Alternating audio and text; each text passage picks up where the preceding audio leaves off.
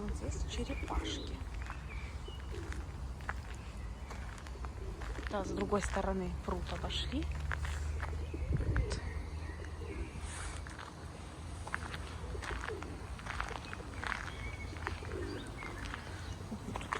Голуби дикие купаются.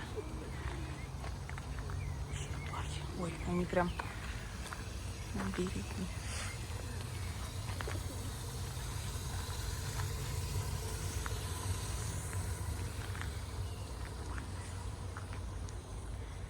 Вот они.